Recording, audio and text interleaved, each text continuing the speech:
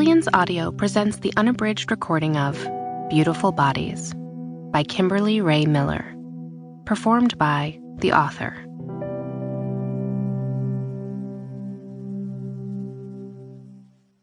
For Roy, my Superman. Patience and fortitude. The first time I walked into the New York Public Library, I took one look around and walked right back out. It's an intimidating place, an enormous marble Beaux Arts beast of a building with mazes of stairwells and dark wood shelves filled with thousands of books you're not allowed to touch. And lions guard it. Colossal marble lions named Patience and Fortitude. I will need patience and fortitude if I am going to find the answers I need. Answers to dull the constant, anxious stress of obsession. What is the ideal human body? Why don't we all have it? Why do we come in different shapes and sizes, and when and why did we start hating ourselves for it? Simple stuff. I wake up every morning and go to work with brilliant people who have done brilliant things. They've run magazines and published books, merged companies and built empires, and they trust me to edit diet books for celebrities and gurus who want nothing more than to impart their wisdom to the strangers who love them, or will as soon as they finish their book.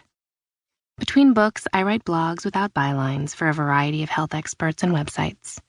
Articles about the opiate qualities of lettuce and how kale is miraculous in its superfoodiness, but might also destroy your thyroid, and which non-dairy milk is the best non-dairy milk for bikini season.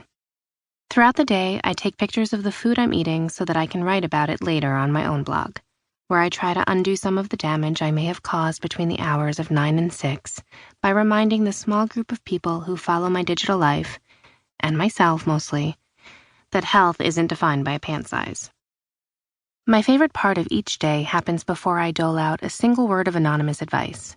It happens while I sip my first cup of artificially sweetened coffee and roll my feet over a spiky stress ball I was gifted at a press event for spiky stress ball yoga.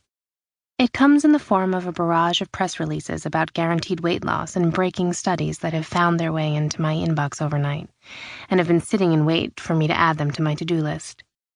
Most of them are nonsense, experts no one has ever heard of promising results that defy the laws of physics. But every once in a while, there will be something I haven't seen before.